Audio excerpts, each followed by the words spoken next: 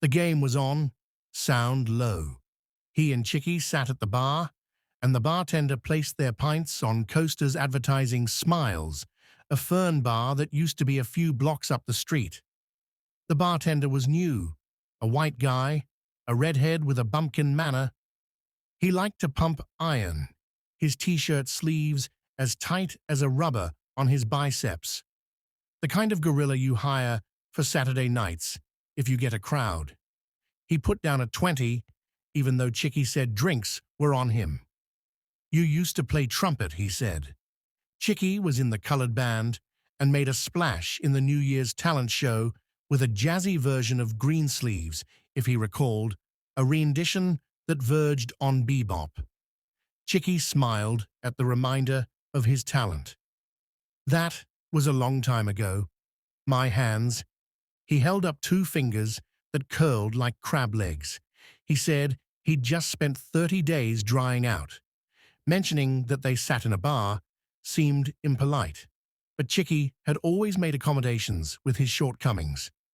The boy had been a reedy little runt when he got to nickel and regularly punked out his first year until he learned to fight. And then he preyed on the smaller kids, taking them into closets and supply rooms. "You teach what you're taught." That and the trumpet thing was all he remembered about the nickel boy before Chicky started into his life after graduation. It was a familiar tune, one he'd heard over the years, not from nickel boys, but from dudes who spent time in similar places. A stint in the army, the routine and discipline appealed to him. A lot of guys went from juvie into the armed forces. It's like a natural option, especially if you got no home to go back to, or want to go back to. Chicky was in the military for 12 years, and then he had a crack-up, and they drummed him out. Married a couple of times, any job he could get. The best was selling stereos in Baltimore.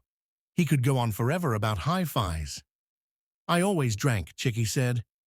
"Then it was like the more I tried to settle down, the more I got fucked up every night." Last May, he beat up a guy in a bar. The judge said it was either jail or a program, no choice at all.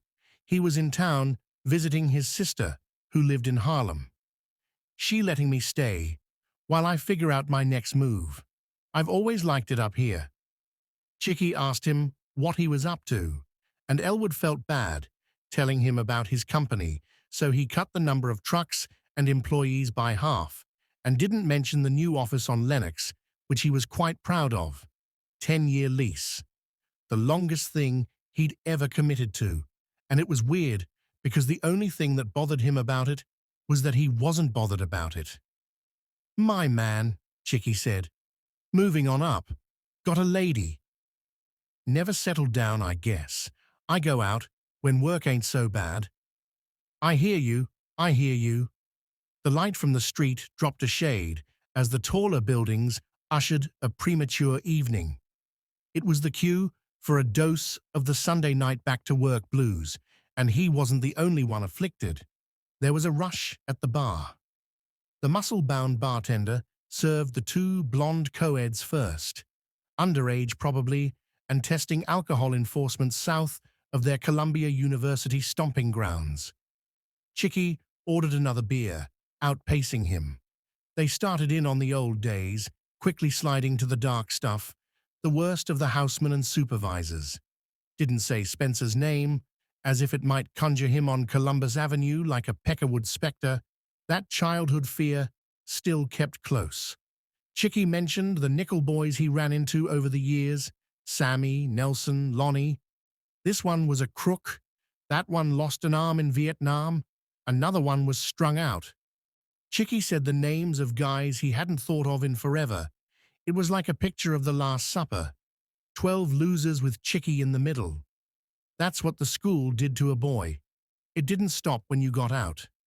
Bend you all kind of ways until you were unfit for straight life, good and twisted by the time you left. Where did that leave him? How bent was he? "You got out in '64? Chicky asked. "You don't remember?"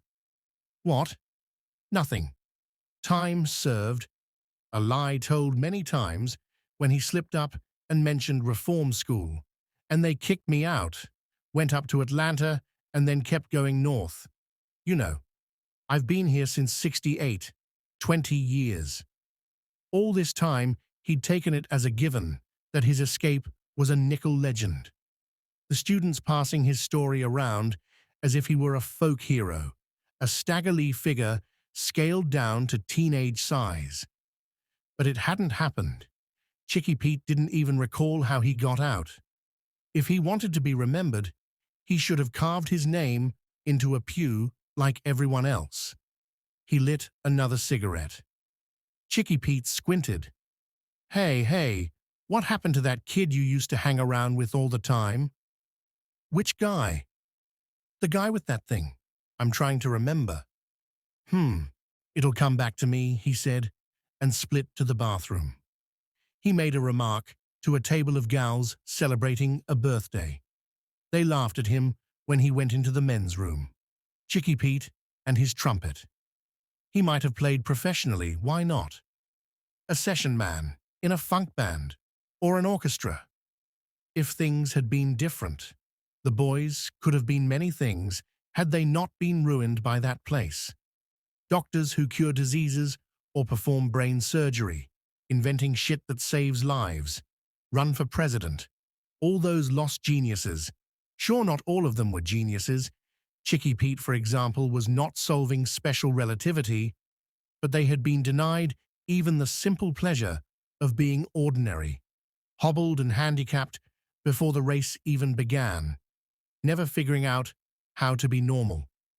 The tablecloths were new since the last time he was here, red and white, checkered vinyl. Denise used to complain about the sticky tables in those days. Denise, that was one thing he'd messed up. Around him, the civilians ate their cheeseburgers and drank their pints in their free world cheer.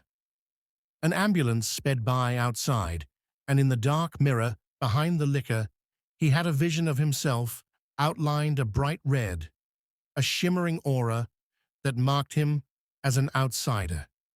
Everybody saw it, just like he knew Chicky's story in 2 notes. They'd always be on the lam, no matter how they got out of that school. No one in his life stayed long. Chicky Pete slapped him on the back on his return.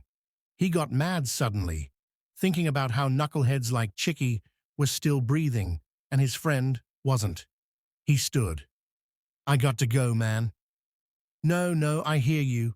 Me too, Chicky said, with the surety of those who have nothing to do. I don't want to ask, Chicky said. Here it comes. But if you're looking for a hand, I could use the job. I'm sleeping on a couch. Right. You have a card? He started for his wallet and his ace-moving business cards. Mr. Elwood Curtis, President, but thought better of it. Not on me. I can handle the work, is what I'm putting out there. Chicky wrote his sister's number on a red bar napkin. You ring me up, for the old days. I will. Once he made sure Chicky Pete was good and gone, he headed for Broadway. He had the uncharacteristic urge to take the bus, the 104 up Broadway, take the scenic route and absorb the life of the city. He nixed it. The marathon was over, and his feeling of bonhomie was as well. In Brooklyn and Queens and the Bronx and Manhattan, the cars and trucks had resumed ownership of the blocked-off streets. The marathon route disappeared mile by mile. Blue paint on asphalt marked the course. Every year it flaked away before you knew it. The white plastic bags skittering down the block and the overflowing trash cans were back, the McDonald's wrappers and red-top crack vials crunching underfoot. He grabbed a cab and thought about dinner. It was funny how much he had liked the idea of his great escape, making the rounds of the school, pissing off the staff when they heard the boys talking about it. He thought this city was a good place for him, because nobody knew him, and he liked the contradiction that the one place that did know him was the one place he didn't want to be. It tied him to all those other people who come to New York, running away from hometowns and worse. But even Nickel had forgotten his story, knocking Chicky for being a fuck-up when he was going home to his empty apartment. He ripped up Chicky Pete's red napkin and tossed it out the window. No one likes a litterbug popped into his head, courtesy of the city's new quality of life drive. A successful campaign, judging from the way it stayed with him. So give me a ticket, he said, Chapter 14. Director Hardy suspended 2 days of classes to get the facility in shape for the state inspection. It was a surprise inspection, but his fraternity brother ran child welfare down in Tallahassee and made a phone call. Plenty of long-standing cosmetic items required attention, despite the students' work details. The sun-cracked basketball court called for a new surface and hoops, and rust afflicted the tractors and harrows on the farms. An alien light radiated when the boys wiped generations of grime from the skylights in the printing plant. Most of the buildings, from the hospital to the schoolhouses to the garages, badly needed a new coat of paint. The dormitories, especially those for colored students, most of all. It was quite a sight. All the boys, big and small, hustling in unified purpose, paint on their chins, the chucks wobbling as they ferried the cans of Dixie across campus. At Cleveland, Carter the houseman drew upon his construction days and demonstrated how to tuck-point the cracks between those good nickel bricks. Crowbars wrenched the rotten floorboards. New ones were cut and set. Hardy called in outsiders for the specialty work. The new boiler, delivered 2 years earlier, was finally installed. Plumbers replaced 2 broken urinals on the second floor, and burly roofers took care of blisters and punctures up top. No more early morning leaks, waking the boys of room 2. The White House got a new coat. No one saw who did it. One day, it was its dingy self. The next, it made the sun vibrate on eyeballs. Judging from Hardy's face as he toured the progress, the boys were on track for a good showing. Every few decades, a newspaper report about embezzlement or physical abuse at the school initiated an investigation by the state. In their wake came prohibitions against spanking and the use of dark cells and sweatboxes. The administration instituted a stricter accounting of school supplies, which had a tendency to disappear, as well as the profits from the various student businesses, which also liked to disappear. The parole of students to local families and businesses was terminated, and the medical staff increased. They fired the longtime dentist and found one who didn't charge by the extraction. It had been years since there were any allegations against Nickel. On this occasion, the school was merely another item on a long list of government facilities due a once-over. Work assignments, farming, printing, brickmaking, and the like continued as usual, because they promoted responsibility, built character, etc., and were an important source of revenue. 2 days before the inspection, Harper dropped off Elwood and Turner at the house of Mr. Edward Childs, a former county supervisor and longtime booster of the Nickel Academy for Boys. The school and the family went back a ways. Edward Childs and the Kiwanis Club had gone 50-50 on the football uniforms 5 years earlier. It was hoped that he'd repeat his generosity, given an incentive. Mr. Childs's father, Bertram, had served in local government and had also sat on the school board. He was an avid proponent of peonage back when it was allowed and often leased paroled students.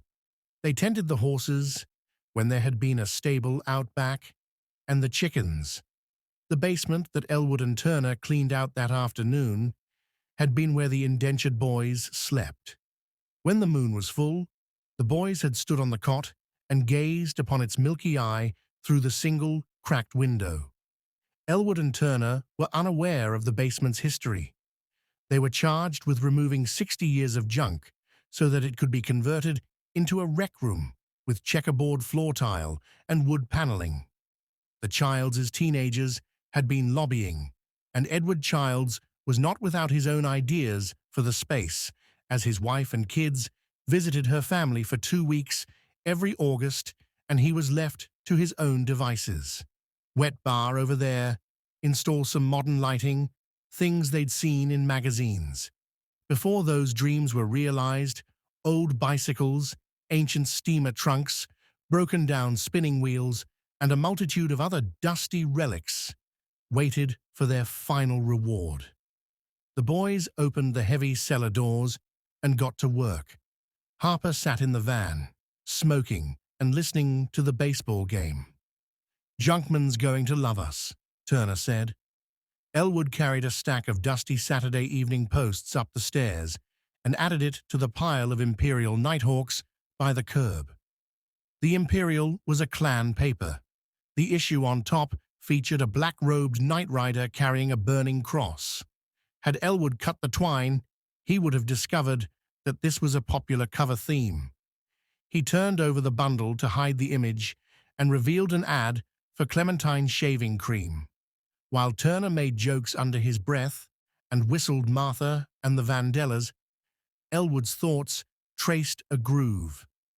Different newspapers for different countries.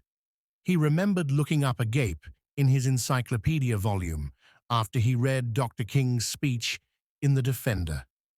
The newspaper ran the address in full after the Reverend's appearance at Cornell College. If Elwood had come across the word before, through all those years of skipping around the book, it hadn't stuck in his head.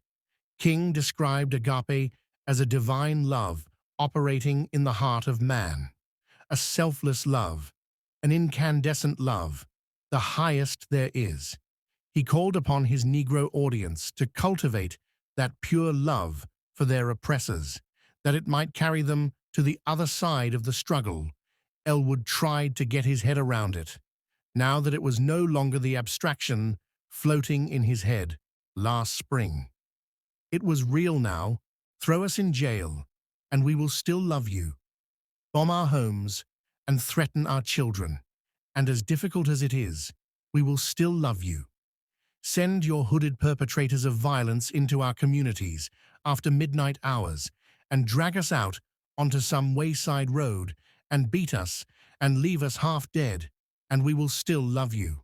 But be ye assured that we will wear you down by our capacity to suffer, and one day we will win our freedom, the capacity to suffer. Elwood, all the Nickel Boys, existed in the capacity, breathed in it, ate in it, dreamed in it. That was their lives now. Otherwise, they would have perished. The beatings, the rapes, the unrelenting winnowing of themselves, they endured, but to love those who would have destroyed them, to make that leap. We will meet your physical force with soul force. Do to us what you will, and we will still love you. Elwood shook his head.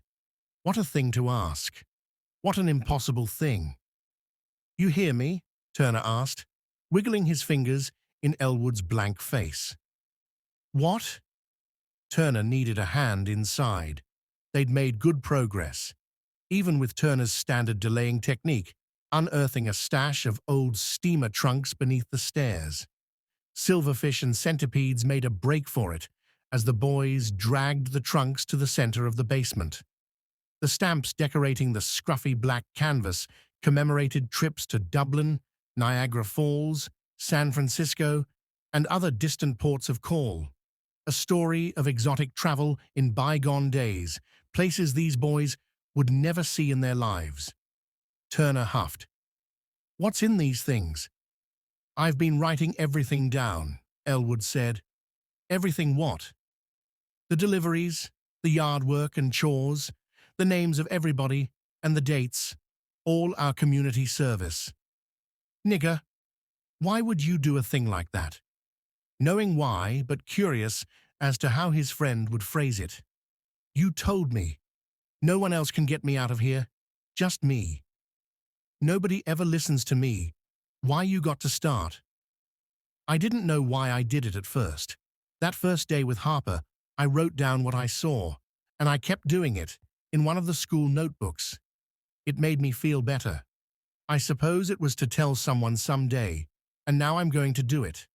I'm going to give it to the inspectors when they come. What do you think they're going to do? Put your picture on the cover of Time magazine? I did it to stop it.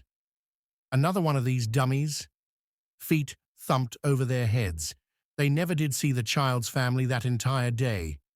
And Turner busied himself like they had X-ray vision. You're getting along. Ain't had trouble since that one time.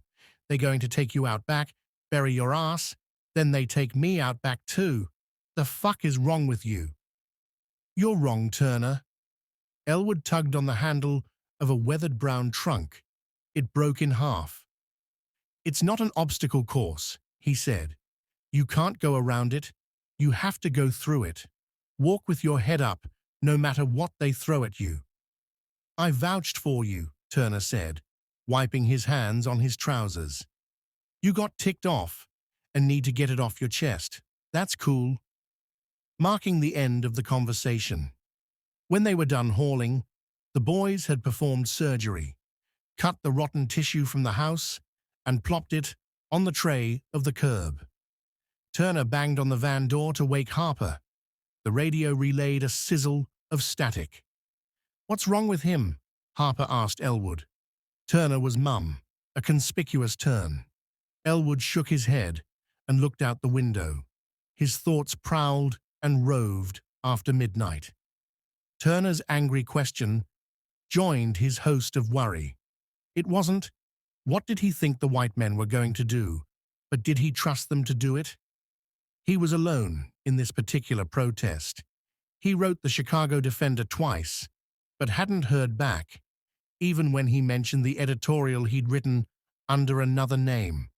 It had been 2 weeks. More distressing than the notion that the newspaper didn't care about what was going on at Nickel was that they received so many letters like it, so many appeals, that they couldn't address them all. The country was big, and its appetite for prejudice and depredation limitless.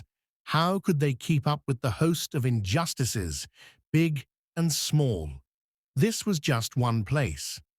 A lunch counter in New Orleans, a public pool in Baltimore that they filled with concrete, rather than allow black kids to dip a toe in it.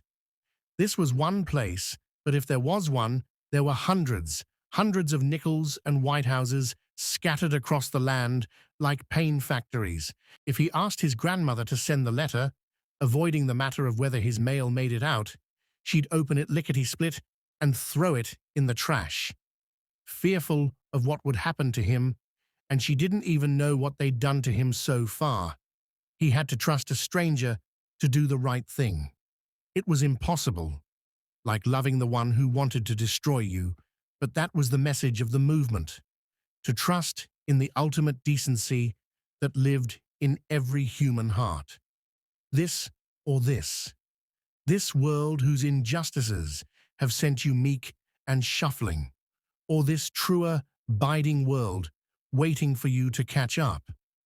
At breakfast the morning of the state visit, Blakely and the other house fathers of the North Campus made clear their message of the day. You boys mess up, it's your ass. Blakely, Terence Crow from Lincoln, and Freddie Rich, who looked after the boys in Roosevelt. Every day he wore the same buffalo belt buckle, nestled above his crotch and under his potbelly like an animal wending between hills. Blakely gave the boys the schedule of the inspection. He was alert and awake, having forsworn his nightcaps. The black boys weren't on display until the afternoon, he said. The inspection commenced with the white campus, the schoolhouse and dormitories, and the big facilities, like the hospital and the gymnasium. Hardy wanted to show off the athletic fields and the new basketball court. So that was next before the men from Tallahassee went over the hill to the farms, the printing press, and the renowned nickel brick plant. Last came the colored campus. You know Mr. Spencer will have a word for you if he catches you with your shirt untucked or your dirty drawers hanging out of your footlocker, Blakely said, and it will not be kind. The three housefathers stood before the serving trays, which that day were filled with the food the students were supposed to get every morning: scrambled eggs, ham, fresh juice, and pears. "When they getting here, sir?" one of the Chucks asked Terence. Terence was a big strapping man with a scraggly white beard and watery eyes. He'd worked at Nickel for more than 20 years, which meant he'd seen different kinds of meanness, which made him one of the bigger accomplices in Elwood's estimation. "Any minute," Terence said. When the house fathers took their seats, the boys were permitted to eat. Desmond looked up from his plate. "I haven't eaten this good since—" He couldn't think of it. "They should inspect this place all the time." "Nobody talking now," Jamie said. "Eat." The students dug in happily, scraping plates. The bribe did its job, despite the stern words. The boys were in a pleasant mood, between the grub, the new clothes, the repainted dining hall. Those ragged at the cuff or knee had been given new trousers. Their shoes gleamed. The line outside the barber's had wrapped around the building twice. The students looked smart, even the ringworm kids. Elwood searched for Turner. He sat with some Roosevelt boys he bunked with during his first term. From his fake smile, he knew Elwood was looking at him. Turner had barely spoken to Elwood since the day in the basement. He still hung out with Jamie and Desmond, slinking off when Elwood appeared. He'd been scarce in the rec room, and Elwood assumed he was hanging out in his loft. The boy was almost as good as Harriet at the silent treatment, especially given the years of practice his grandmother had on him. This silence's lesson: keep your mouth shut. Ordinarily, Wednesdays were community service, but for obvious reasons, Elwood and Turner were reassigned. Harper grabbed them after breakfast and told them to join the bleacher team. The football bleachers were a splintery mess, wobbly, unsound.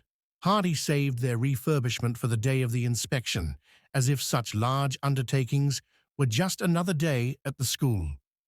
10 boys were dispatched to sand, replace, and paint the planks on one side of the field, and another 10 took care of the bleachers opposite. By the time the inspectors finished with the white campus, the teams would have a nice performance underway. Elwood and Turner were on different teams. Elwood took to reconnoitering spent or rotten planks. Tiny grey bugs boiled forth and slinked from the daylight. He'd gotten into a nice rhythm when the signal went up. The inspectors had departed the gymnasium and were headed toward the football field. He tried to think of how Turner would have nicknamed them. The portly one was a ringer for Jackie Gleason. The one with the buzz cut looked like a refugee from Mayberry, and the tall one was JFK. He had the angular wasp features of the dead president and the same splendid white teeth, and had chosen the haircut to heighten the resemblance. Out in the sun, the inspectors took off their suit jackets. It was going to be a humid day, under which they wore the short-sleeve shirts and clipped black ties that made Elwood think of Cape Canaveral and those smart men with impossible trajectories crammed into their skulls. He lugged his words like an anvil in his nickel-issued pockets. "Darkness cannot drive out darkness," the Reverend said. "Only light can do that. Hate cannot drive out hate. Only love can do that." He'd copied over his list of 4 months of deliveries and recipients, the names and dates and goods exchanged, the bags of rice and tins of peaches, the sides of beef and Christmas hams. He added 3 lines about the White House and Black Beauty, and that one of the students, Griff, had gone missing after the boxing championship, all in his finest penmanship. He didn't put his name down, to kid himself that they wouldn't know the author's identity. They'd know he was the snitch, of course, but they'd be in jail. Is this what it felt like? to walk arm in arm in the middle of the street, a link in a living chain, knowing that around the next corner the white mob stood with their baseball bats and fire hoses and curses. But it was just him, as Turner told him that day in the hospital. The boys had been trained to wait until spoken to before talking to a white man. Learned this in their earliest days, in school, on the streets and roads of their dusty towns. Had it reinforced at Nickel. You are a colored boy in a white man's world. He'd considered different theaters for his delivery. The schoolhouse, outside the dining hall, the parking lot by the administration building. He never pulled off this particular emancipation play without interruption. Hardy and Spencer, usually Spencer, inevitably bounded out on the boards, ruining the scene. He'd expected the director and superintendent to take the inspectors around, but the state men roamed unescorted, moseying on the concrete paths, pointing at this or that, conferring. They stopped people for little talks, calling over a white boy who was running to the library, collaring Miss Baker and another female teacher for a chat. Maybe it was possible.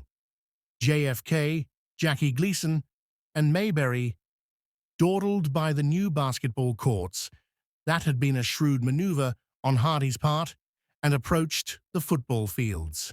Harper muttered, "You boys look busy," and waved at the inspectors. He walked the 50-yard line to the opposite bleachers to give the illusion of non-interference. Elwood descended the bleachers, stepping around Lonnie and Black Mike, who were awkwardly setting a plank of pine into the scaffold. He had the angle right for interception. A quick hand-off, and if Harper saw and asks what's in that envelope, he says it's an essay on how civil rights has changed things for the younger generation of colored folks. He'd been working on it for weeks. It sounded like some corny shit Turner would accuse him of. Elwood was 2 yards away from the white men. His heart caught. No budging that anvil any farther. He veered over to the lumber pile and put his hands on his knees. The inspectors proceeded up the hill. Jackie Gleason made a joke, and the other two laughed. They walked past the White House without a glance. The other students made so much noise when they saw what the kitchen had cooked up for lunch. Hamburgers and mashed potatoes and ice cream that would never see the inside of Fisher's drugs, that Blakely told them to keep it down. You want them to think this is some kind of circus we running here? Elwood's stomach refused the food. He'd fucked it up. Try again in Cleveland, he decided. The rec room, a quick "excuse me, sir," in the hallway. Instead of out in the open, in the middle of the green. He'd have cover. Give it to JFK. But what if the inspector opened it right there? Or read it on the walk down the hill, as Hardy and Spencer caught up with them to escort them off the property? They had whipped Elwood, but he took the whipping and he was still here. There was nothing they could do that white people hadn't done to black people before, were not doing at this moment somewhere in Montgomery and Baton Rouge, in broad daylight, on a city street outside Woolworth's, or some anonymous country road with no one to tell the tale. They would whip him bad, but they couldn't kill him, not if the government knew what was going on here. His mind strayed, and he saw the National Guard drive through the Nickel Gate in a convoy of dark green vans and soldiers jumping out into formation. Maybe the soldiers didn't agree with what they were sent to do. Their sympathies lay with the old order instead of what was right, but they had to abide by the laws of the land. Same way they lined up in Little Rock to let the 9 Negro children into Central High School, a human wall between the angry whites and the children, between the past and the future. Governor Forbes couldn't do anything about it because it was bigger than Arkansas and its backward wickedness. It was America, a mechanism of justice set in movement by a woman sitting down on a bus where she was told not to sit, a man ordering ham on rye at a forbidden counter, or a letter of proof. We must believe in our souls that we are somebody, that we are significant, that we are worthful, and we must walk the streets of life every day with this sense of dignity and this sense of somebody-ness. If he didn't have that, what did he have? Next time, he would not falter. The bleacher team headed back after lunch. Harper caught his arm. "Hold on a minute, Elwood." The other boys cut down the slope. "What is it, Mr. Harper?" "I need you to head up to the farms and find Mr. Gladwell," he said. Mr. Gladwell and his 2 assistants oversaw all the planting and harvesting at Nickel. Elwood had never talked to him, but everyone knew him from his straw hat and his farmer's tan, which made him look like he swam across the Rio Grande to get here. "Those men from the state aren't going to head up there today," Harper said. "They're going to send some other experts to check out the farms, special. You find him and tell him he can relax." Elwood turned to where Harper pointed, down the main road where the 3 inspectors mounted the steps to Cleveland. They went inside. Mr. Gladwell was God knows where up north. With the lime or potato fields, it was acres and acres. The inspectors would be gone by the time he got back. "I'm liking the painting, Harper. Can one of the little kids go?" "Mr. Harper, sir." On campus, they had to go by the rules. "Sir, I'd rather work on the bleachers." Harper frowned. "Acting crazy today, all of you. You do what I asked you, and on Friday, it's back to the usual." Harper left Elwood on the dining hall steps. Last Christmas, he'd stood in the same spot when Desmond told him and Turner about Earl's stomach trouble. "I'll do it." It was Turner. "What's that?" "That letter you got in your pocket," Turner said. "I'll get it to them, fuck it. Look at you. You look sick." Elwood searched for a tell, but Turner stood with the con men of the world, and the con men never betray the game. "I said I'll do it. I'll do it. You got someone else?" Elwood gave it to him and ran north without a word. It took Elwood an hour to find Mr. Gladwell, who sat in a big rattan chair at the edge of the sweet potato fields. The man stood and squinted at Elwood. "Say what now? Guess I can smoke," he said, and relit his cigar. He barked at his charges, who had stalled their labor at the sight of the messenger. "That doesn't mean you can quit now. Get to it." Elwood took the long way back, around the trails that circumnavigated Boot Hill, and took him past the stables and laundry. He was slow with his steps. He didn't want to know if Turner had been intercepted, or if the boy had ratted on him, or simply taken his letter up to his hideout and put a match to it. Whatever waited for him on the other side would still be waiting for him whenever he got there. So he whistled a tune he remembered from when he was little, a blues tune. He didn't recall the words, or whether it had been his father or mother who sang it, but he felt good whenever the song snuck up on him. A kind of coolness, like the shadow of a cloud out of nowhere, something that broke off something bigger. Yours briefly, before it sailed on its way. Turner brought him to his warehouse loft before supper. Turner had a license to roam, but Elwood didn't, and he shook off a wave of fear. But if he wrote that letter, he was bold enough to enter the warehouse without permission. The hideout was smaller than in his imagination, a cramped recess Turner had chipped out of the nickel cave. Walls made of crates, a dingy army blanket, and a cushion from the rec room couch.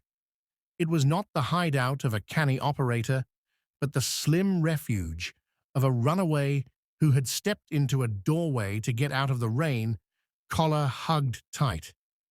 Turner sat against a box of machine oil and cradled his knees. "I did it," he said. "I put it in a copy of the Gator, in the newspaper, like at the bowling alley when Mr. Garfield slipped a payoff to the fucking cops, ran up to the man's car and said, 'I thought you'd like a copy. Which one did you give it to?' JFK, who else? In disdain. You think I gave it to that dude from the Honeymooners? Thanks, Elwood said. I didn't do shit, El. I delivered the mail is all. He put out his hand, and the boys shook on it. The kitchen staff brought out the ice cream again that night. The house fathers, and presumably Hardy, were satisfied with how the inspection had gone.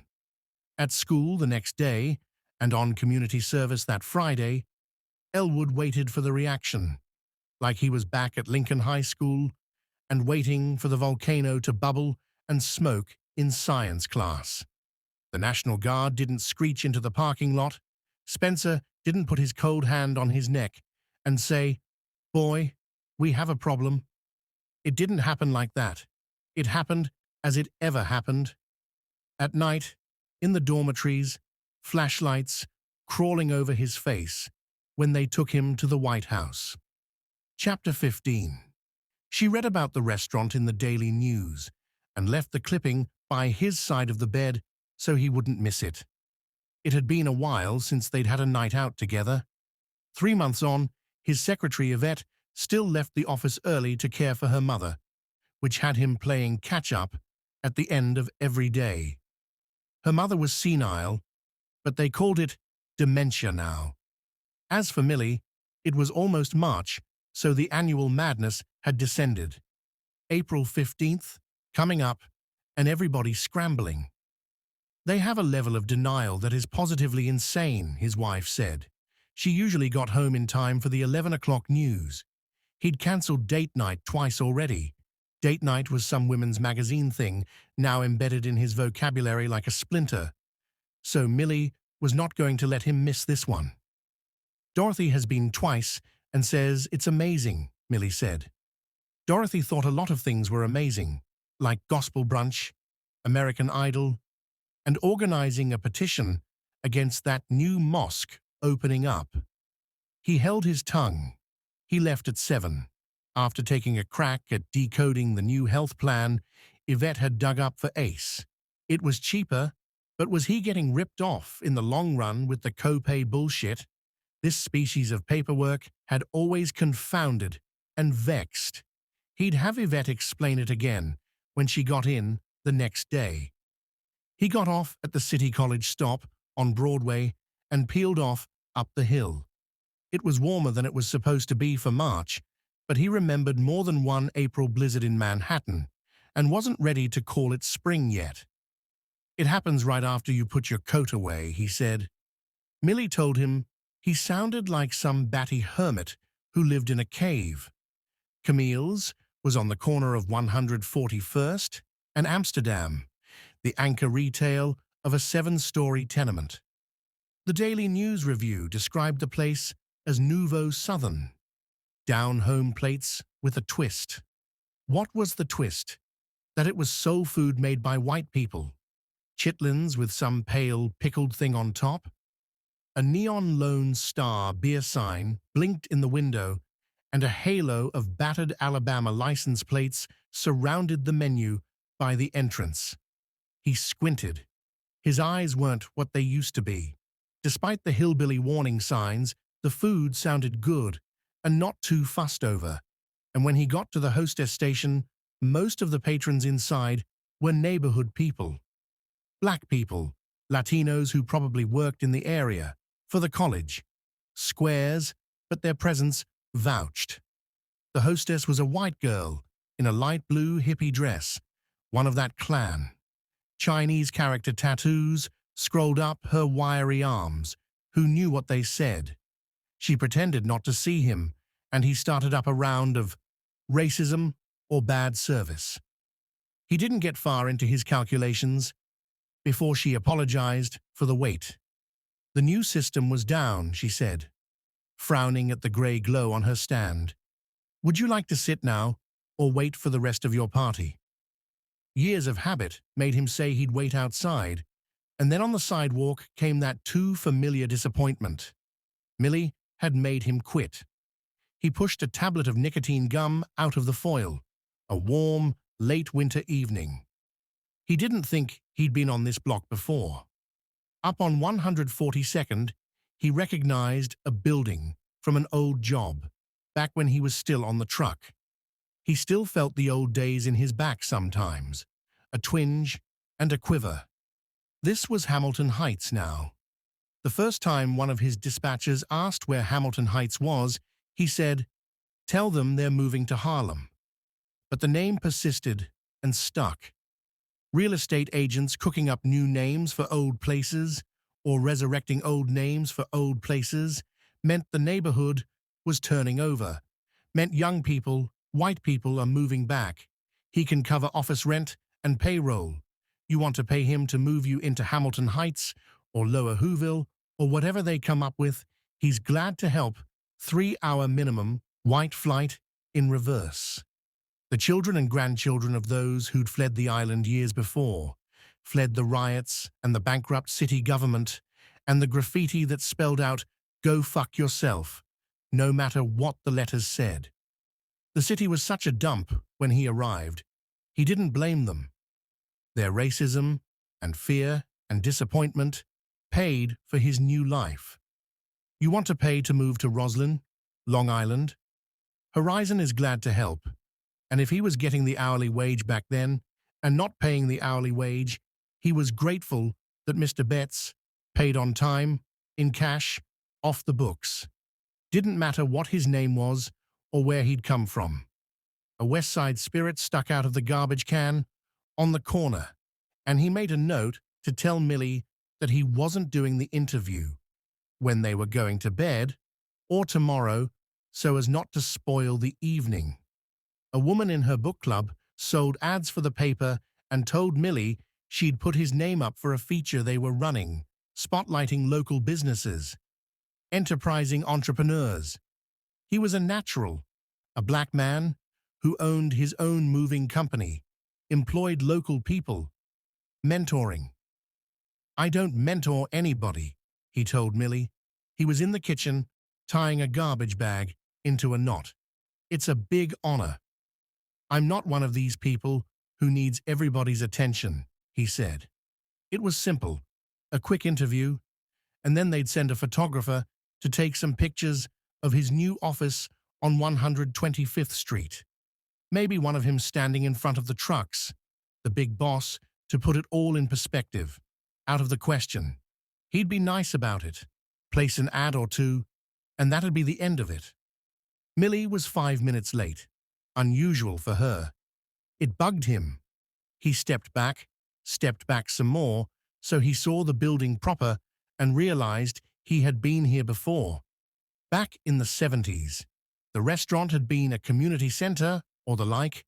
Legal aid, a view of the desks so you can see that everybody looks like you.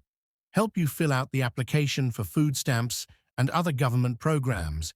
Break down the discouraging bureaucraties, probably run by some former Panthers. He was still working for Horizon, so it had to be the 70s. Top floor, middle of summer, and the elevator was out. Humping up all that white and black hexagon tile, the steps worn from so many feet that they seemed to smile, a dozen smiles every floor. Right, the old lady had died. The son hired them to pack everything and take it to his house on Long Island, where they'd bring it to the basement and shove it up cozy between the boiler and the never-touched fishing rods, where it would remain until the son died and his children didn't know what to do with it, and it started all over again. The family had packed up half the old lady's stuff and then given up. You got to know the signs when people got overwhelmed by the enormity of the undertaking. There were still a bunch of images from the afternoon in his memory. Up and down the tenement floor. The sweat soaked into their Horizon t-shirts. The jammed shut windows that corralled the musty smell of isolation and death. The empty cupboards. The bed she died in, stripped to the blue and white striped mattress, and her stains. Are we taking the mattress? We are not taking the mattress. Lord knows he had a fear in those days of dying like that. No one knows until the stink alarms the neighbors and the irritated super lets the cops in. irritated until he sees the body, and then after that, it's all pieced together biography. He let the mail pile up. One time, he cursed out the nice lady next door and vowed to poison her cats. Die alone in one of his old rooms, and what's the last thing he thinks of before he kicks the bucket? Nickel. Nickel hunting him to his final moment. A vessel in his brain explodes, or his heart flops in his chest, and then beyond too. Perhaps Nickel was the very afterlife that awaited him, with a White House down the hill and an eternity of oatmeal and the infinite brotherhood of broken boys. He hadn't thought about going out like that in years. He'd packed it up in a box and put it in his basement, next to the boiler and the neglected fishing gear, with the rest of the stuff from the old days. He stopped embroidering that fantasy long ago, not because he had someone in his life, but because that someone was Millie. She chipped off the bad parts. He hoped he did the same. He got a feeling he wanted to buy her flowers, like when he started taking her out. 8 years since he saw her at the Hale House fundraiser, filling out her raffle tickets in her careful script. Is that what normal husbands do? Buy flowers for no reason? All these years out of that school, and he still spent a segment of his days trying to decipher the customs of normal people, the ones who had been raised happily, 3 meals a day and a kiss goodnight, the ones who had no notion of White Houses, lovers' lanes, and White County judges who sentenced you to hell. She was late. If he hurried, he could make it to Broadway and buy a cheap bouquet at a Korean deli before she got there. "What's this for?" she'll ask. "For being the whole free world." He should have thought of the flowers sooner, at the deli outside the office, or when he stepped out of the subway, because right then she said, "There's my handsome husband," and it was date night. Chapter 16. Their daddies taught them how to keep a slave in line, pass down this brutal heirloom. Take him away from his family. Whip him until all he remembers is the whip. Chain him up so all he knows is chains. A term in an iron sweatbox, cooking his brains in the sun, had a way of bringing a buck around, and so did a dark cell, a room aloft in darkness, outside time. After the Civil War, when a $5 fine for a Jim Crow charge, vagrancy, changing employers without permission, bumptious contact, what have you, swept black men and women up into the maw of debt labor, the white sons remembered the family law. Dug pits, forged bars, forbid the nourishing face of the sun. The Florida Industrial School for Boys wasn't in operation 6 months before they converted the third-floor storage closets into solitary confinement. One of the handymen went dorm by dorm, screwing in bolts. There, the dark cells remained in use even after 2 locked-up boys died in the fire of 2021. The sons held the old ways close. The state outlawed dark cells and sweatboxes in juvenile facilities after World War II. It was a time of high-minded reform all over, even at Nickel. But the rooms waited, blank and still and airless. They waited for wayward boys in need of an attitude adjustment. They wait still, as long as the sons, and the sons of those sons, remember. Elwood's second White House beating was not as severe as the first.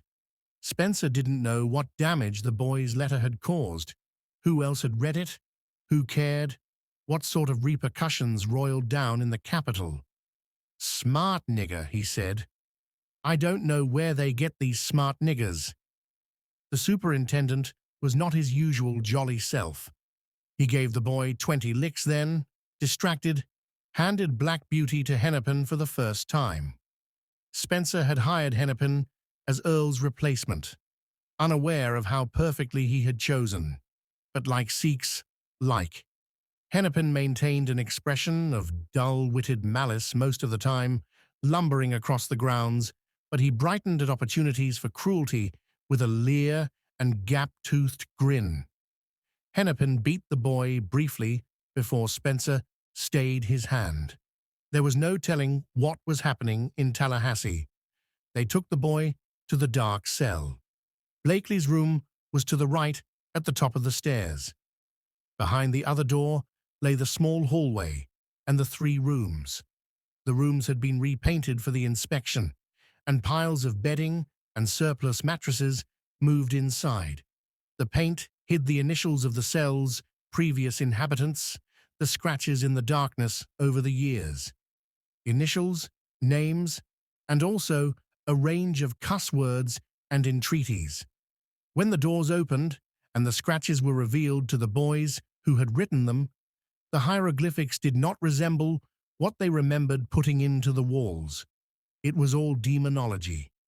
Spencer and Hennepin hauled the sheets and mattresses to the rooms on either side. The room was empty when they shoved Elwood in. The next afternoon, a houseman on the day shift gave the boy a bucket for a toilet, but no more. Light strained through the mesh opening at the top of the door, a grey light his eyes eventually became accustomed to. They gave him food when the other boys left for breakfast, 1 meal a day. The last 3 inhabitants of that particular room had come to bad ends. The place was worse luck on top of bad luck, cursed. Rich Baxter was sentenced to the dark cell for fighting back.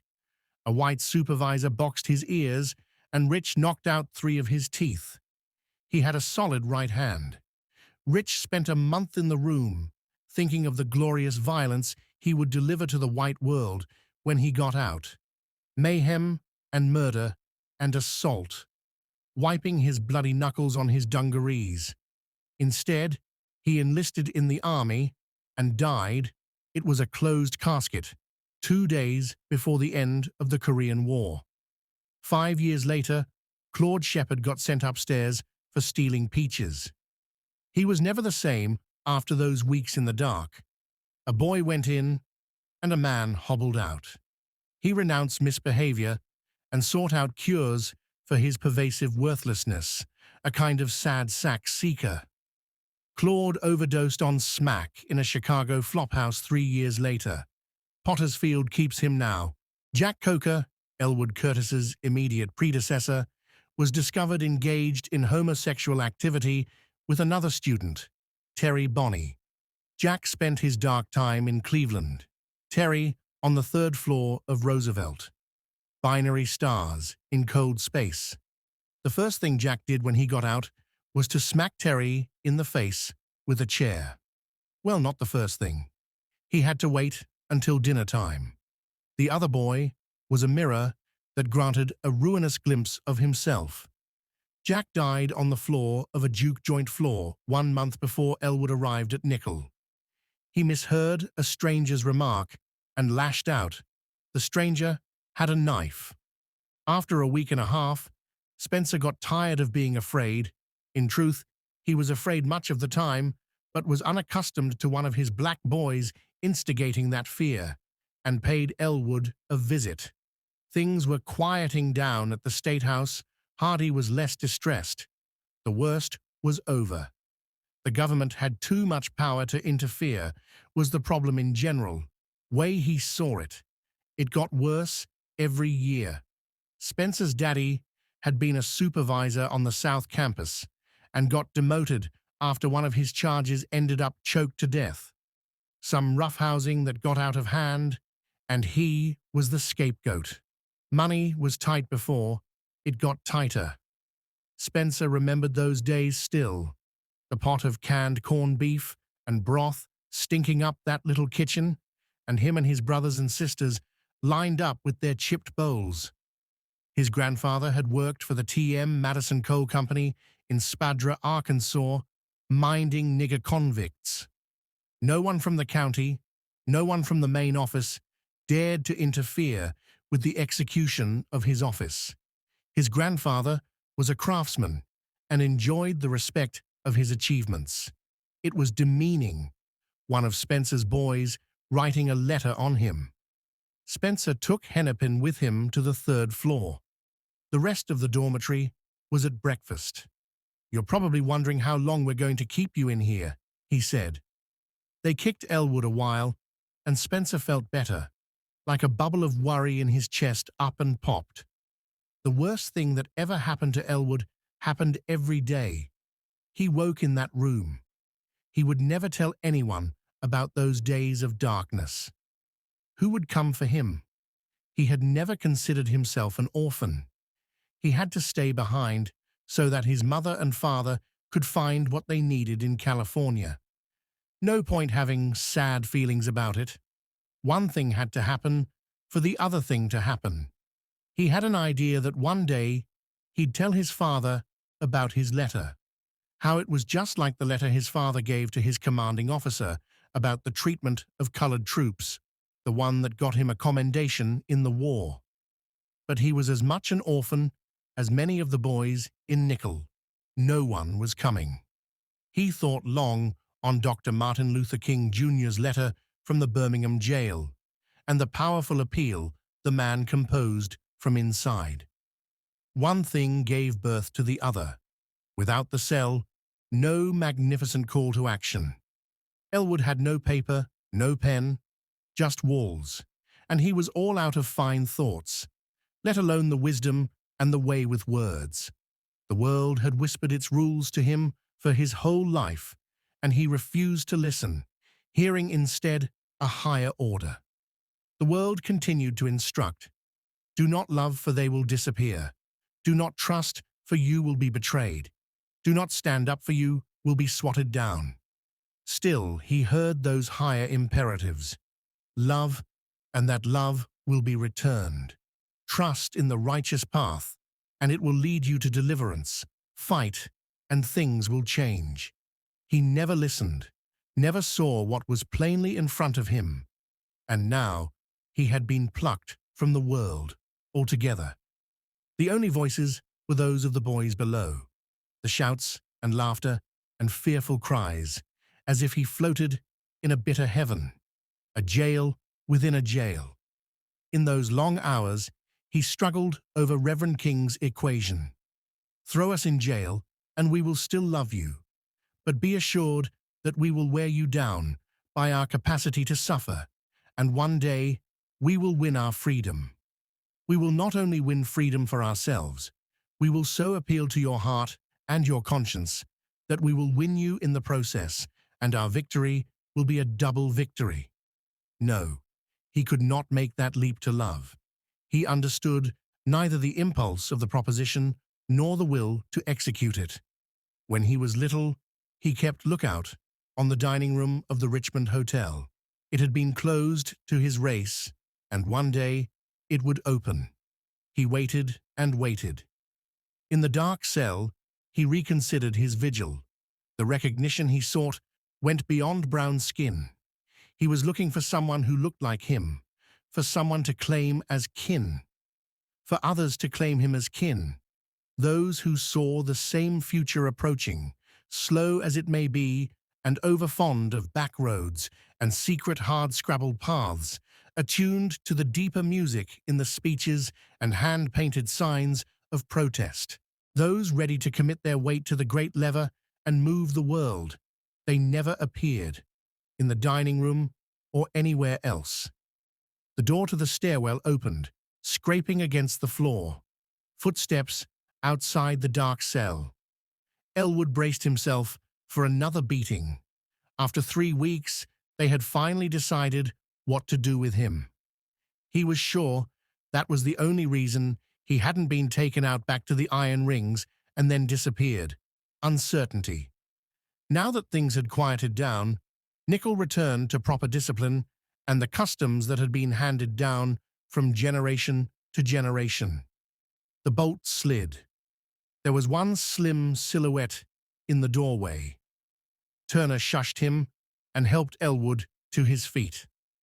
"They're going to take you out back tomorrow," Turner whispered. "Yeah," Elwood said, like Turner was talking about someone else. He was dizzy. "We got to get, man." Elwood puzzled over the "we." "Blakely." "That nigger's passed out, man." "Shh." He handed Elwood his glasses and clothes and shoes. They came from Elwood's locker, the ones he wore on his first day of school. Turner was also dressed in regular clothes, black trousers, and a dark blue work shirt. The Cleveland boys had replaced the creaky floorboards for the inspection. They missed a few. Elwood tilted his head to listen for noise from the housefather's quarters. The couch was near the door. Many a boy had made the journey up the steps to rouse him from that couch when he slept through reveille. Blakely did not stir. Elwood was stiff from his confinement and from the 2 beatings. Turner let him lean on him. He carried a bulging knapsack on his back. There was a chance they might happen on one of the boys from room 1 or room 2 heading out for a piss. They hurried, as quietly as they could, down and around the next flight of stairs. "We're going to walk straight past," Turner said. And Elwood knew he meant past the rec room to the back entrance of Cleveland. The lights were on all night on the first floor. Elwood didn't know what time it was. 1 in the morning? 2? But it was late enough for the night supervisors to be deep in some illicit shut-eye. "They're playing poker down at the motor pool tonight," Turner said. "We'll see." Once they got out of the light cast from the windows, they made a hobbled sprint for the main road. They were out. Elwood didn't ask where they were headed. He asked Turner. "Why?" "Shit. They were running around like bugs the last 2 days, all those motherfuckers. Spencer, Hardy." Then Freddie told me that Sam heard from Lester that he heard them talking about taking you out back. Lester was a Cleveland kid who swept up at the supervisor's office and had the line on all the big stuff going down. A regular Walter Cronkite. "That was it," Turner said. "Tonight, or not at all." "But why are you coming with me?" He could have pointed Elwood in the right direction and wished him luck. "They snatch you up in a hot minute, dumb as you are." "You said don't take anyone with you," Elwood said. "On the run." "You're dumb, and I'm stupid," Turner said. Turner was taking him toward town, running along the road and then diving when a car appeared. As the houses got closer together, they crouched and took it slowly, which suited Elwood fine. His back hurt, and his legs where Spencer and Hennepin had sliced at him with black beauty. The immediacy of their flight reduced the pain. 3 times somebody's damn dog started up loud barking when they passed their houses, and the boys sprinted. They never saw the dogs, but the noise got their blood flowing. "He's in Atlanta all month," Turner said. He'd led them to Mr. Charles Grayson's house, the banker they'd sung "Happy Birthday" to the night of the big fight. For community service, they had cleaned out and painted his garage. It was a big house, and lonely. His twin sons had gone off to college. Elwood and Turner had thrown out a lot of the old toys from when the Grayson boys were little. They had matching red bicycles, Elwood remembered. The bikes were still where they'd left them, next to the gardening tools. The moonlight was enough to make them out. Turner pumped up the tires. He didn't have to search for the pump. How long had he been planning this? Turner kept his own kind of records. This house provided one sort of aid, that house another. The same way Elwood maintained his. There was no outfoxing the dogs once they were on the trail, Turner told him. Most you can do is get as far away as you can. Put some miles between you and them. He tested the tires with his thumb and forefinger. "I think Tallahassee is good," he said. "It's big. I'd say north, but I don't know up there. In Tallahassee, we can get a ride somewhere, and then those dogs going to need wings to catch us. They were going to kill me and bury me out there," Elwood said. "Sure as shit." "You got me out," Elwood said. "Yup," Turner said. He started to say something else, but stopped. "Can you ride it?" "I can do it." It was an hour and a half to Tallahassee in a car. On a bike? Who knew how far they'd get before sunup? Taking the roundabout way.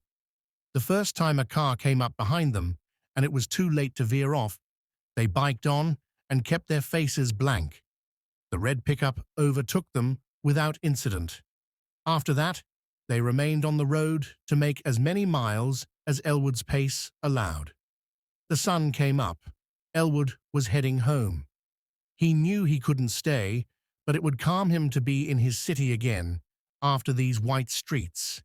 He'd go wherever Turner instructed, and when it was safe, put it all down on paper again.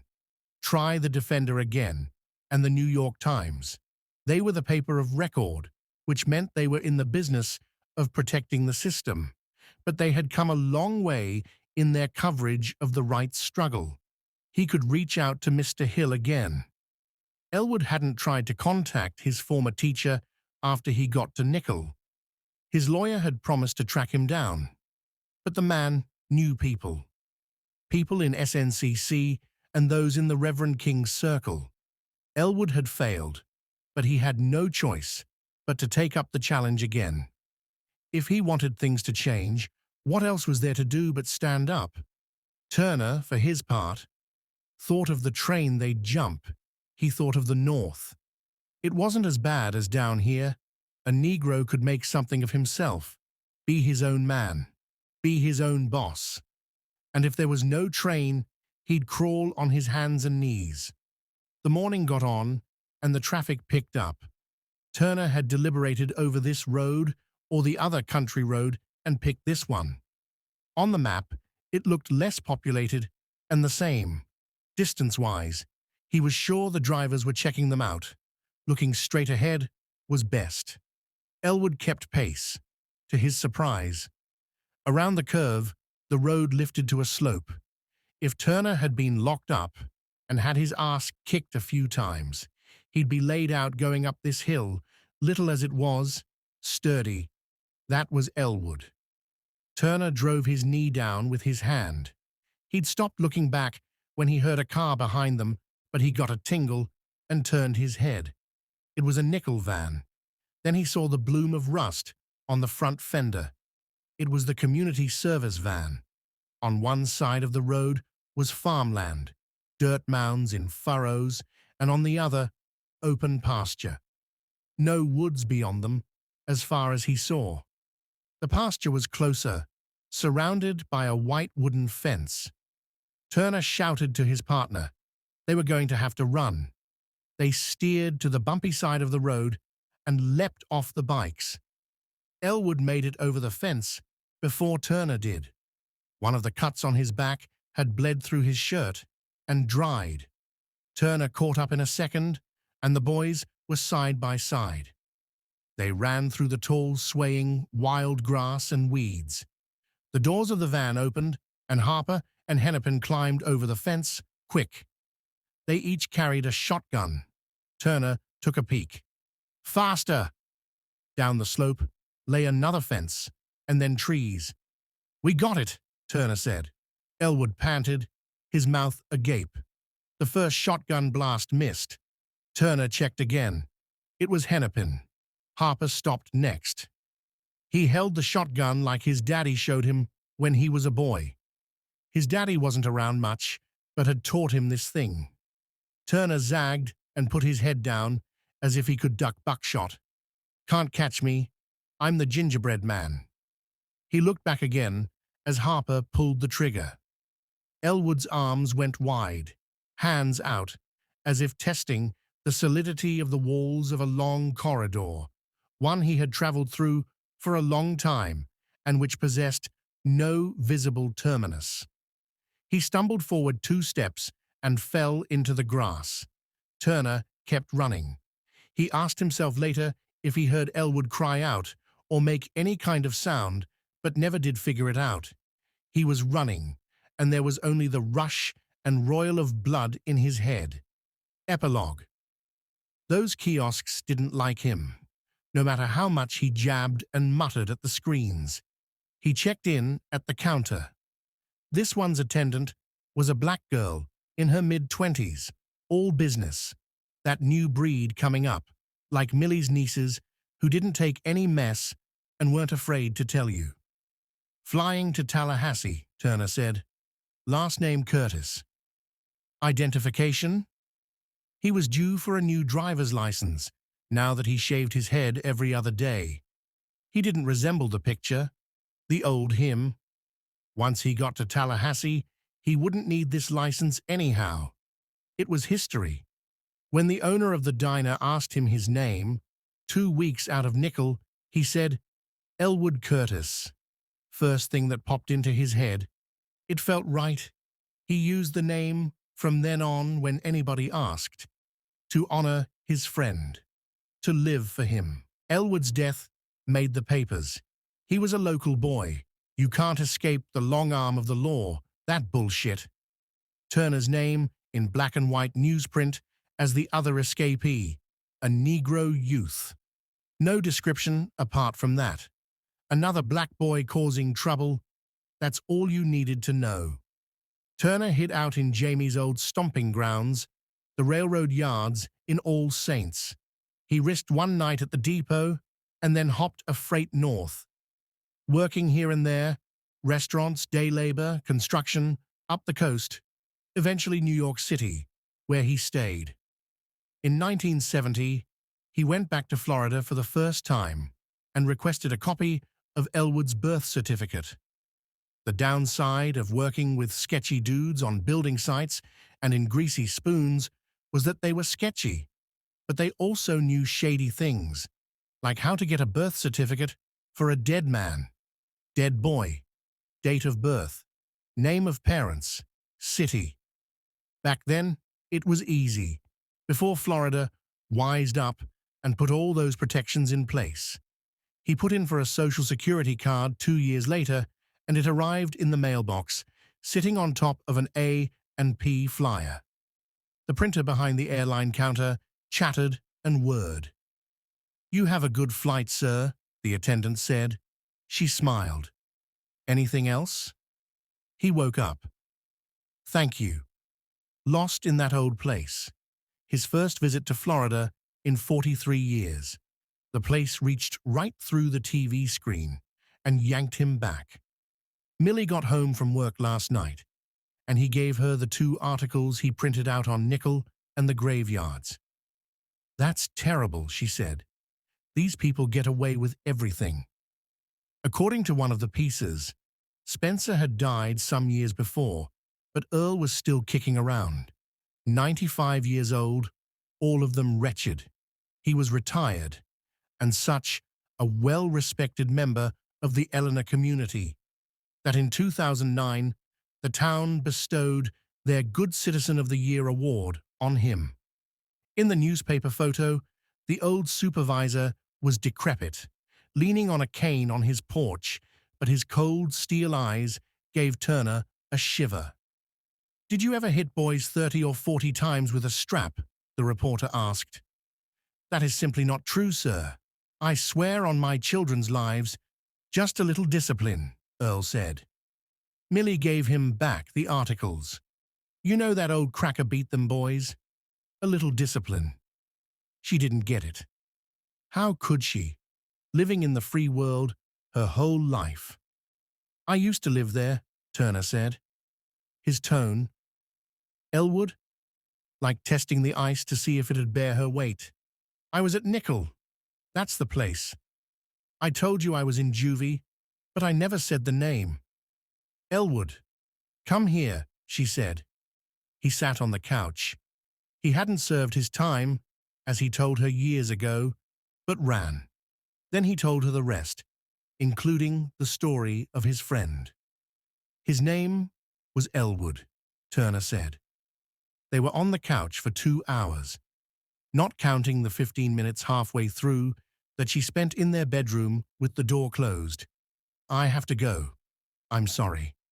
She returned, her eyes rubbed red, and they picked it up. In some ways, Turner had been telling Elwood's story ever since his friend died, through years and years of revisions, of getting it right as he stopped being the desperate alley cat of his youth and turned into a man he thought Elwood would have been proud of. It was not enough to survive. You have to live. He heard Elwood's voice as he walked down Broadway in the sunlight, or at the end of a long night hunched over the books. Turner walked into Nickel with strategies and hard-won dodges and a knack for keeping out of scrapes. He jumped over the fence on the other side of the pasture and into the woods, and then both boys were gone. In Elwood's name, he tried to find another way. Now here he was. Where had it taken him? Millie said, "You're falling out with Tom." Moments from 19 years resolved into fine grain. It was easier to focus on details. Small things stuck and kept her from taking in the entire picture. His fight with Tom, who worked with him at his first moving job. They'd been friends a long time. It was a 4th of July barbecue out in Port Jefferson, at the man's own house. They were talking about some rapper who just got out of jail for tax evasion, and Tom said, "Don't do the crime if you can't do the time," singing it like in the opening credits to that old cop show. "That's why they get away with it," he said to Tom, "because people like you think they deserve it." Why was he? Who? Elwood Turner, the man she married, defending this deadbeat, blowing up like that, yelling at Tom in front of the whole party while he flipped burgers in that silly apron. They drove all the way back to Manhattan in silence. Other small things. Him walking out of movies with no explanation beyond, "I'm bored," because a scene of violence, of helplessness, abducted him and took him back to Nickel. He was always so calm, and even then, this darkness crept up on him. His rants about cops and the criminal justice system and predators. Everyone hated cops, but it was different with him, and she taught herself to let him vent when he got on one of his jags because of the feral thing that snuck into his face, the vehemence of his words, the nightmares that tormented him, the ones he claimed not to remember. She knew his reform school had been bad, but she didn't know it had been this place. She took his head into her lap as he wept, running her thumb over that stray cat notch in his ear. The scar she never noticed, but was right in front of her. Who was he? He was him, the man he had always been. She told him that she understood as much as she was able to understand that first night. He was him. They were the same age. She had grown up in the same country with the same skin. She lived in New York City in 2014. It was hard to remember sometimes how bad it used to be, bending to a colored fountain when she visited her family in 2014 Virginia, the immense exertion white people put into grinding them down. And then it all returned in a rush, set off by tiny things like standing on a corner trying to hail a cab. A routine humiliation she forgot 5 minutes later because if she didn't, she'd go crazy and set off by the big things, a drive through a blighted neighborhood snuffed out by that same immense exertion, or another boy shot dead by a cop. They treat us like subhumans in our own country, always have, maybe always will. His name didn't matter. The lie was big, but she understood it, given how the world had crumpled him up, the more she took in his story. To come out of that place and make something of himself, to become a man capable of loving her the way he did, to become the man she loved. His deception was nothing compared to what he had done with his life. "I don't call my husband by his last name. Jack Turner." No one had ever called him Jack except his mother and his aunt. "I'll try it on," she said. Jack. It sounded okay to him, more true each time it came out of her mouth. They were wrung out. In their bed, she said, "You have to tell me all of it. This isn't just one night." "I know, I will." "What if they throw you in jail?" "I don't know what they're going to do." She should go with him. She wanted to go with him. He wouldn't let her. They'd have to pick it up after he had done this thing. no matter which way it ended up down there. They didn't speak after that. They didn't sleep. She curled into his spine, him reaching back for her rump to make sure she was still real. The gate lady announced his Tallahassee flight. He had the row to himself. He stretched out and slept. He'd been up all night. And when he woke on the plane, he picked up his argument with himself over betrayal. Millie had changed everything for him, unbent him from who he had been.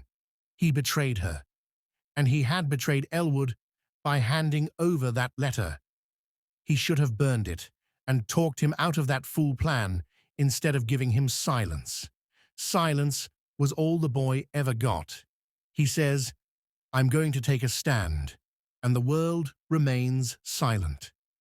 Elwood and his fine moral imperatives and his very fine ideas about the capacity of human beings to improve, about the capacity of the world to right itself.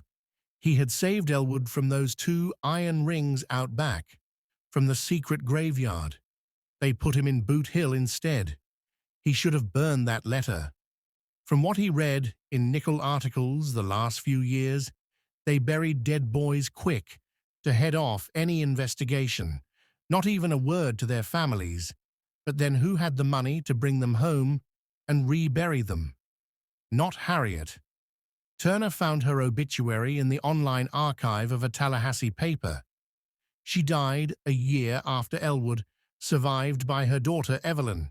It didn't mention if the daughter had shown up for the funeral. Turner had the money now to bury his friend properly, but any redress was on hold. Like with what he'd say to Millie to show her who he was, he couldn't see anything past his return to nickel. In the taxi line outside the Tallahassee airport, Turner wanted to bum a cigarette from the desperate smoker lighting up after being cooped up in the plane. Millie's stern face warned him off, and he whistled no particular place to go to distract himself. Once he was on the way to the Radisson, he checked the piece from the Tampa Bay Times again. He'd looked at it so often that his fingers smudged the printout. He had to complain to Yvette about the toner or whatnot when he got back, whenever that was. Ace Moving had a future, or it didn't. The press conference was at 11 a.m. According to the paper, the sheriff of Eleanor was going to give an update on the investigation of the grave sites, and an archaeology professor from the University of South Florida would speak on the forensic examinations of the dead boys. And some of the White House boys were going to be there to testify. He'd kept tabs on them through their website the last couple of years, the reunions, the stories of their life at the school and after, their attempts to be recognized. They wanted a memorial and an apology from the state. They wanted to be heard.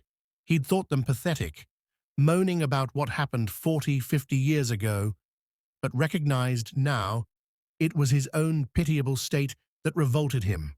How scared he got, seeing the name of the place and the pictures.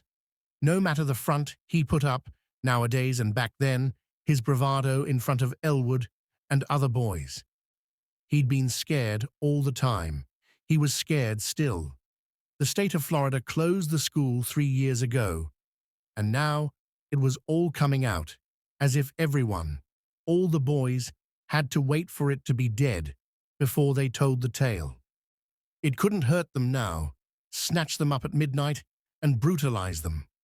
It could only hurt them in the old familiar ways. All the men on the website were white.